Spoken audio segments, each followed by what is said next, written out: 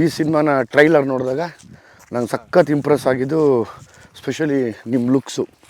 ನನಗೆ ಅನ್ನಿಸ್ತು ಒಂದು ವೈಲ್ಡ್ ಅನಿಮಲ್ ನಿಂತರೆ ಹೆಂಗಿರುತ್ತೆ ಒಂದು ಆ್ಯಕ್ಷನ್ ಮಾಡೋದಕ್ಕೆ ಅನ್ನೋದು. ಹಂಗಾಗಿ ನನಗೆ ಆ ಕಥೆ ಮೇಲೆ ಹೆವಿ ಇಂಟ್ರೆಸ್ಟ್ ಬಂತು. ಯಾವಾಗ್ಲೂ ಸಾಂಗು ಮತ್ತು ಏನು ಹೇಳ್ತೀವಿ ನಾವು ಅದಕ್ಕೆ ದ ಟ್ರೈಲರ್ ಅಥವಾ teaser, that is the biggest invitation ಜನ ಬರೋದಕ್ಕೆ. ಯಾವಾಗ್ಲೂ ನನಗೆ ಅನಿಸಿದ್ದು ಎಸ್ ಇಟ್ಸ್ ವೆರಿ ಪ್ರಾಮಿಸಿಂಗ್ ಅಂತ. ಯಾಕೆಂದರೆ ಯಾರೂ ಸಿನಿಮಾನ ಎಲ್ಲರೂ ಜವಾಬ್ದಾರಿಯಲ್ಲೇ ಮಾಡ್ತೀವಿ. ಸ್ಪೆಷಲಿ ನಾನು ಕೇಳ್ಪಟ್ಟಿದ್ದು ಆ ಟೀಮ್ ಬಗ್ಗೆ, ಯಾವುದು ನಿಮ್ಮ ಪೆಪೆ ಟೀಮ್ ಬಗ್ಗೆ ಕೇಳಿದಾಗ ಅನ್ನಿಸ್ತು ಇಲ್ಲ ಏನೋ ಸ್ಟಫ್ ಇಟ್ಕೊಂಡೇ ಮಾಡಿದ್ದಾರೆ ಇದನ್ನು, ಸುಮ್ಮನೆ ಅಂತೂ ಮಾಡೋಕ್ಕೆ ಬರೋಲ್ಲ. ಸುಮ್ಮನೆ ಅಷ್ಟು ಬೋಲ್ಡಾಗಿ ನಾವು ಆ್ಯಕ್ಷನ್ ವಿಷಯ ಆಗಲಿ ಅಥವಾ ಇನ್ನೇನೋ ಹೇಳ್ತೀವಿ ಅಂದರೆ 100% ಆ್ಯಕ್ಷನ್ ಸಿನಿಮಾ ಮಾಡಬೇಕು ಅಂತ ಎಲ್ಲ ಹೇಳ್ತಾ ಇದ್ರು. ಬಟ್ ನನಗೆ ಈಗ ಆ್ಯಕ್ಷನ್ ಸಿನಿಮಾ ಮಾಡಿದ್ರೂ ಅದರಲ್ಲಿ ಒಂದು ಕಂಟೆಂಟ್ ಇರಬೇಕು, ಒಂದು ರೀಸನಿಂಗ್ ಇರಬೇಕು. ಎಕ್ಸಾಕ್ಟ್ಲಿ. ಆ್ಯಂಡ್ ಪ್ರತಿ ಫೈಟ್ ಇಂದ ಒಂದು ಇಮೋಷನ್ ಇರಬೇಕು. ಹೌದು ಹೌದು, ಅದೆಲ್ಲ ಇದ್ದು ಮಾಡಿದ್ರೇ ಚೆನ್ನಾಗಿರುತ್ತೆ. ಜಸ್ಟ್ ಆ್ಯಕ್ಷನ್ ಮಾಡಬೇಕಂತ ಸುಮ್ಮನೆ ಒಂದು ಸ್ವಲ್ಪ ಫೈಟ್ಸ್ ಆ್ಯಡ್ ಮಾಡಿದ್ರೆ ಹೌದು ಹೌದು ಹೌದು ಹೌದು ಹೌದು ಹೌದು. ವಿನಿ, ಇದು ಮಳೆಯೇ ಸಾಂಗ್ ಮಾಡಿದ ಜಾಗ ಇದು.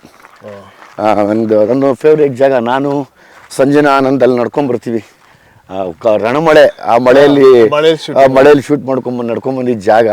ಮತ್ತು ಇಲ್ಲಿ ಆ ಜೀಪಲ್ಲಿ ಬಂದು ಇಲ್ಲಿ ಕೂತ್ಕೊಳ್ಳೋ ಜಾಗ ನಂಗೆ one of the favourite place ಇದು. ಒಳ್ಳೆ. ನಾವು ಆ್ಯಕ್ಚುಲಿ ಇಲ್ಲಿ ಸೇರಿದ್ದು ಬೆಂಗಳೂರಲ್ಲಿ ಸೇರಲಿಲ್ಲ. ಹೌದು, ನನಗೆ ನನ್ನ ತುಂಬ ಮಾನಸಿಕವಾಗಿ ಖುಷಿ ಆಗುವಂಥ ಜಾಗಗಳೇ ಕಾಡು, ಬೆಟ್ಟ, ಗುಡ್ಡ.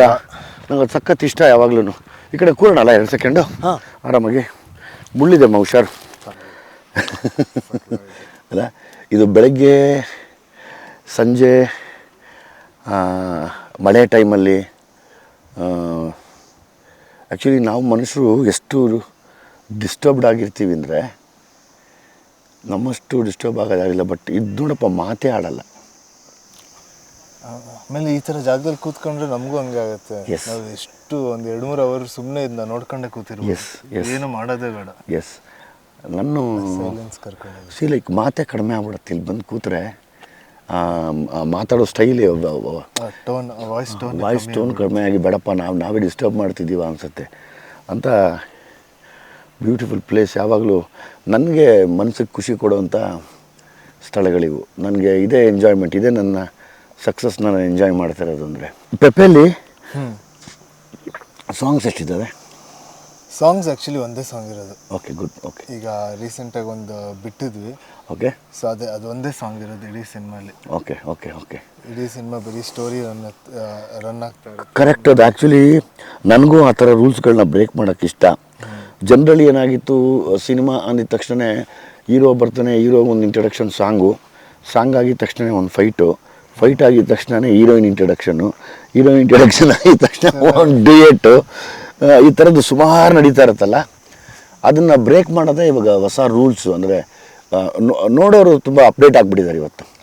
ಜನಕ್ಕೆ ಅದು ಆ ಟೆಂಪ್ಲೇಟ್ ಎಷ್ಟು ಅಭ್ಯಾಸ ಆಗಿದೆ ಅಂದರೆ ಅವರು ತುಂಬ ಗೆಸ್ ಮಾಡೋಕ್ಕೆ ಸ್ಟಾರ್ಟ್ ಮಾಡ್ತಾರೆ.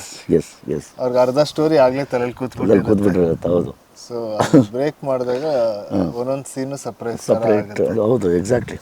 ಸುಮ್ಮನೆ ಫುಲ್ ಕತೆ ಹೇಳೋದು ಬೇಡ.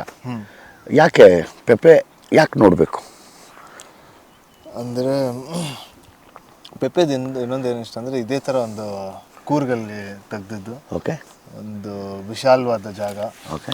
ನಾರ್ಮಲ್ ಆಗಿ ನೀವಲ್ಲಿ ಈ ಥರ ಲವ್ ಸ್ಟೋರೀಸ್ ತೆಗಿತಾರೆ, ಓಕೆ, ಇಲ್ಲ ಸಾಂಗ್ಸ್ ತೆಗಿತಾರೆ ಕೂರ್ಗಲ್ಲಿ. ಓಕೆ. ಬಟ್ ಅಲ್ಲಿ ಒಂದು ಕ್ರೈಮ್ ಸೀಕ್ವೆನ್ಸ್ ನಡೆದ್ರೆ, ಅಂದ್ರೆ ಆಪೋಸಿಟ್ ಒಂದು ಕ್ರೈಮ್ ಸೀಕ್ವೆನ್ಸ್ ನಡೆದ್ರೆ ಆ ವಿಜುವಲ್ಸ್ ನೋಡೋಕ್ಕೆ ತುಂಬಾ ಮಜವಾಗಿರುತ್ತೆ. ಸೊ ಅದಕ್ಕೆ ಅದೇ ಫಸ್ಟ್ ಟೈಮ್ ನನಗೆ ಡೈರೆಕ್ಟರ್ ಹೇಳಿದಾಗ, ಆಮೇಲೆ ಈ ಬ್ಯಾಕ್ ಡ್ರಾಪ್ ಅಲ್ಲಿ ಈ ತರ ಒಂದು ಸ್ಟೋರಿ ಹೇಳಿದಾಗಲೇ ಅದು ನಂಗೆ ತುಂಬಾ ಸ್ಟ್ರೈಕ್ ಆಗಿತ್ತು. ಆಮೇಲೆ ಜನಕ್ಕೂ ಅದೊಂದು ಹೊಸ ಎಕ್ಸ್ಪೀರಿಯನ್ಸ್ ಅನ್ಸುತ್ತೆ. ಕರೆಕ್ಟ್. ಉಲ್ಟಾ ಹೇಳೋದು ಕರೆಕ್ಟ್. ಅದು ನಿಜ. ಟೋಟಲ್ ನಂಬರ್ ಆಫ್ ಡೇಸ್ ಎಷ್ಟು ಶೂಟ್ ಮಾಡಿದ್ದು? ಇದಕ್ಕೊಂದು 50 days ಶೂಟ್ ಮಾಡಿದ್ವಿ. ಓಕೆ. ಬಟ್ ಒಂದು 2.5 years ಆಯಿತು. ಯಾಕಂದರೆ ಆ ಗ್ರೀನು ಬರೀ ನಮಗೆ ಒಂದು ಶಾರ್ಟ್ ಪೀರಿಯಡ್ ಲಶ್ ಗ್ರೀನ್ ಸಿಗೋದೇ ಒಂದು ಶಾರ್ಟ್ ಪೀರಿಯಡ್. ಈಗ ಮಳೆ ಆದ್ಮೇಲೆ ಮಳೆ ಟೈಮಲ್ಲಿ ಅಂತೂ ಕೂರ್ಗಲ್ಲಿ ಹೆವಿ ಮಳೆ ಶೂಟ್ ಮಾಡೋಕ್ಕಲ್ಲ. ನಾವು ಎಷ್ಟೊಂದ್ಸಲಿ ಶೂಟಿಂಗ್ ಹೋಗಿ ಅಲ್ಲಿ ಒಂದ್ಸಲಿ ಮಳೆ ಸ್ಟಾರ್ಟ್ ಆದ್ರೆ ಒಂದು 7 ದಿನ 8 ದಿನ ಕಂಟಿನ್ಯೂಸ್ ಆಗಿ ಬರುತ್ತೆ. ಒಂದ್ಸಲಿ ಶೂಟಿಂಗ್ ಹೋಗಿ ವಾಪಸ್ ಬಂದಿದ್ದೀವಿ. ಓಕೆ. ಯಾಕಂದ್ರೆ ಆ ಗ್ರೀನ್ ಬೇಕು ಅಂತ. ಅದಾಗಿ ಒಂದು 3 ಮಂತ್ಸ್ಗೆ ತಿರ್ಗಾ ಸಮ್ಮರ್ ಬಂದ್ಬಿಡುತ್ತೆ, ತಿರ್ಗಾ ಶೂಟ್ ಮಾಡೋಕ್ಕಲ್ಲ, ಲೈಟು ಟಾಪ್ ಲೈಟ್ ಹೆವಿ ಇರುತ್ತೆ. ಸೊ ಅದರಿಂದ ಆಲ್ಮೋಸ್ಟ್ 2 years ಅದಕ್ಕೆ ಲೊಕೇಶನ್ಗಳಿಗೆ ಕಾಯ್ಕೊಂಡು ವೆಯ್ಟ್ ಮಾಡಿ ಶೂಟ್ ಮಾಡೋಕ್ಕೆ ಒಂದಷ್ಟು ಟೈಮ್ ಕಳೆದು. ಆ್ಯಕ್ಚುಲಿ ಅದೇ ಅಚೀವ್ಮೆಂಟು. ಈಗ ನಾವು ಅಷ್ಟೇ, ಭೀಮಾನು ಅದೇ ಟೈಮ್ ತೊಗೋತು. ನನಗೆ ಅರ್ಥ ಆಗತ್ತದು ಯಾಕೆ ಆ ಟೈಮ್ ತೊಗೊಳತ್ತೆ ಅನ್ನೋದು. ಒಂದು ಒಳ್ಳೆ ಪ್ರಾಡಕ್ಟ್ ಕೊಡಬೇಕು ಅಂದರೆ ವೆಯ್ಟ್ ಮಾಡ್ಬೇಕು ನಾವು. ಅರ್ಜೆಂಟಿಗೆ ಚಿತ್ರಾನ್ನೂ ಮಾಡೋಕ್ಕಾಗಲ್ಲ ಇವತ್ತು. ಆಮೇಲೆ ಒಂದೊಂದು ಸಿನಿಮಾಕ್ಕೂ ಒಂದೊಂದು ಟೈಮ್ ಅದೇ ತೊಗೊಳುತ್ತೆ. ಆ್ಯಕ್ಚುಲಿ ನಾವು ಏನೇ ಟ್ರೈ ಮಾಡಿದ್ರೂ ಮುಗಿಸೋಕ್ಕೆ ಅದಕ್ಕೆ ಏನು ಟೈಮ್ ಬೇಕು ಅದೇ ಟೈಮ್ ತೊಗೊಳುತ್ತೆ. ಹೌದು, ಅದು ನನಗೆ ಆಮೇಲೆ ಆ ಟೈಮಲ್ಲೂ ಒಂದು ಜರ್ನಿ ಥರ ನಮಗೂ ಆಗಿರುತ್ತೆ. ಸಾಕಷ್ಟು ಕಲ್ತಿರ್ತೀವಿ. ಪೇಷನ್ಸ್ ಆಗಿರ್ಬೋದು, ಸಿನಿಮಾ ಬಗ್ಗೆ ಆಗಿರ್ಬೋದು. ಯಾವಾಗಲಾದರೂ ಡೈರೆಕ್ಟ್ ಮಾಡ್ಕೋಬೇಕು ಅನ್ನೋ ಆಸೆ ಇದೆಯಾ? ಡೈರೆಕ್ಷನ್ನು ನಂಗನ್ಸುತ್ತೆ ತುಂಬ ಕಷ್ಟವಾದ ಕೆಲಸ ಅನ್ಸುತ್ತೆ. ಸೊ ಫಸ್ಟ್ ಆ್ಯಕ್ಟಿಂಗ್ನೇ ಫುಲ್ ಚೆನ್ನಾಗಿ ಮಾಡಿ ಅದರಲ್ಲಿ ಒಂದು ಎಕ್ಸ್ಪೀರಿಯನ್ಸ್ ಆಸೆ ಇದೆಯಾ ನನ್ನಲ್ಲಿ? ಒಬ್ಬ ಡೈರೆಕ್ಟರ್ ಇದ್ದಾನೆ, ನಾನು ಏನೋ ಹೇಳಬೇಕು ಅನ್ನೋದೊಂದು ಏನೋ ಕಾಡ್ತಾ ಇದೆಯಾ? ಬಟ್ ಆ ಥರ ಈಗ ನಮ್ಮ ಡೈರೆಕ್ಟರ್ಸ್ಗಳ ಜೊತೆ ನಾನು ಸಾಕಷ್ಟು ಹೊಸ ಡೈರೆಕ್ಟರ್ಗಳ ಜೊತೆನೇ ಕೆಲಸ ಮಾಡೋದಲ್ಲ. ಸೊ ಅವ್ರಿಗೆ ಒಂದಷ್ಟು ನನ್ನ ವ್ಯೂಸು ಪಾಯಿಂಟ್ಸು ಅವ್ರ ಜೊತೆ ಡಿಸ್ಕಸ್ ಮಾಡ್ತೀನಿ.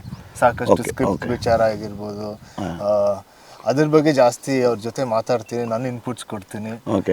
ನಾನು ಈ ಸೀನ್ ಈ ಥರನೂ ಹೇಳ್ಬೋದು ಅಂತ ಒಂದು ಇನ್ಪುಟ್ಸ್ ಕೊಡ್ತೀನಿ. ಆಮೇಲೆ ಈ ಥರ ಹೊಸ ಡೈರೆಕ್ಟರ್ಸ್ ತುಂಬ ಕೊಲಾಬ್ರೇಟಿವ್ ಆಗಿ ಕೆಲಸ ಮಾಡ್ತಾರೆ. ಕರೆಕ್ಟ್. ಸೊ ಅವರು ಕೇಳಿ ಅವರು ಅದು ಅವ್ರಿಗೆ ಕನ್ವಿನ್ಸ್ ಆದರೆ ಅವರು ಅದನ್ನ ತಗೊಳ್ತಾರೆ.